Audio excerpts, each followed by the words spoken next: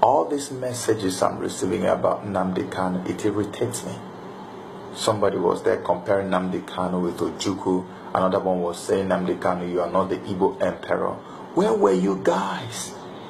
The masses have lost faith in all of you Igbo politicians. The masses have lost trust in all of you Igbo politicians. The masses don't trust you anymore. The crowd you see at every single event that Nnamdi Kanu is involved in, it's a testament to the fact that you guys have lost your place in the heart of the average Igbo man. I am upset. I am very angry. This is the first time I'm having to speak on this Biafra issue.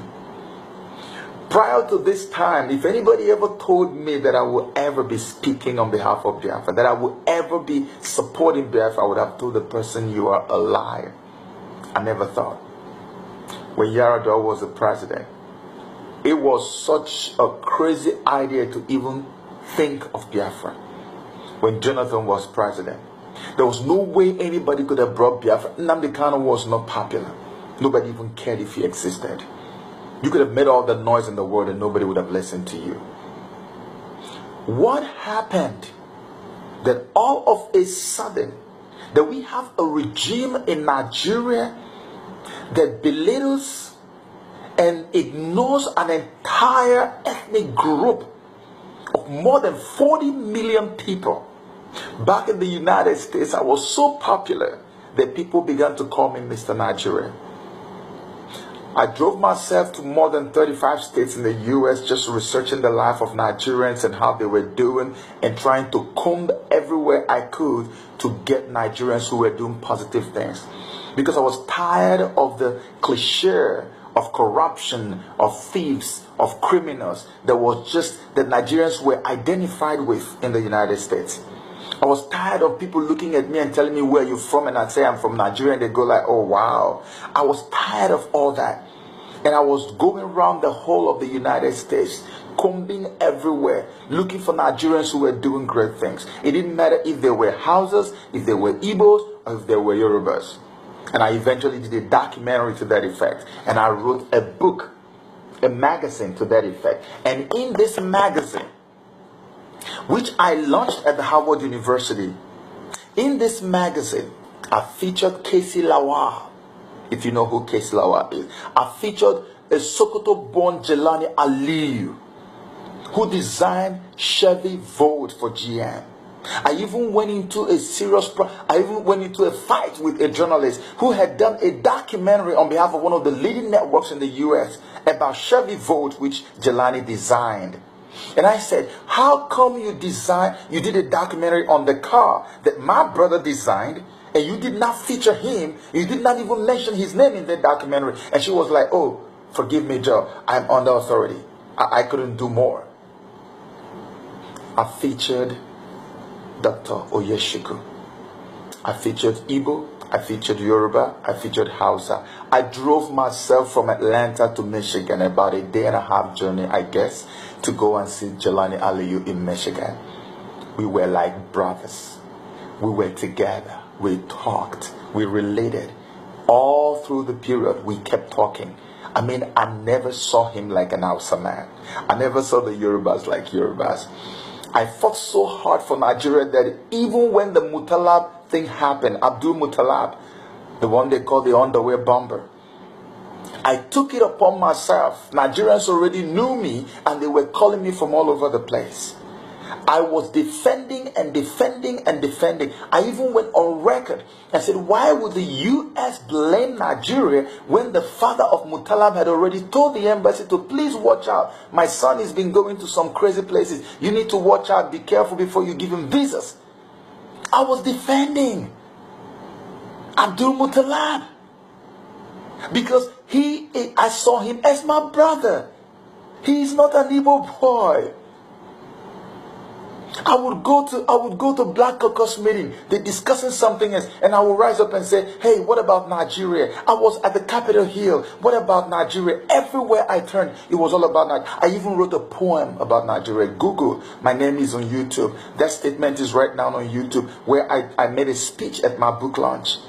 And I read the little poem that I wrote about Nigeria. That's how much I loved the country that I called my country, Nigeria. I made so much noise about Nigeria in the United States that even Shakasali of Voice of America TV called me from nowhere. I never knew him. I've never met him. They just called me up and said, we want to have you on our show. And I was on Voice of America TV International defending and talking about my country. A show where they always had presidential candidates or people who just got elected as president. I was sitting there with top politicians discussing my country. And it was all praise and promotion for Nigeria. I used my own school fees to do these projects. Thanks to World Ebony Network who came to my rescue. And then I come back home to Nigeria. And all of a sudden I just realized I don't have a home. How does that feel? How does that feel to come home after fighting a unity fighting all the way United States of America? You step back home. You come back home and realize that you are even worse than a third-class citizen. Why should anybody have to do this to me, to any Igbo person? Why should we not feel comfortable in Nigeria if this is our country? Why did we have to get to this point where people who could never have imagined they would ever open their mouth and say Biafra have now all become closet Biafra supporters all over the place? It's a very sad day for Nigeria. If you look around you today, you will notice that something has shifted in the realm of the spiritual. The Nnamdi Kanu that you people are denigrating and talking all kinds of trash about, that man is no longer himself. The reason that everybody is following him is because when they look at the Nigerian government, the average Igbo man looks at the Nigerian government and what he sees is oppression. The average Igbo man looks at the Igbo politicians, what they see is betrayal. When they look at Nnamdi Kanu, what they see is hope. Why? Because these things are relatable. These are things you can't deny. You can touch them. You can feel it. It is right there in the atmosphere.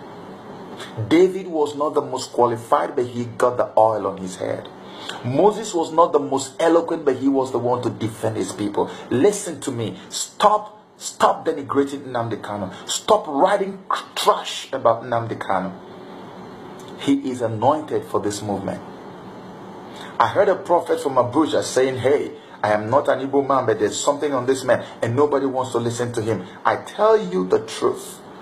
The spirit of the fallen heroes of Biafra, they are rising up again.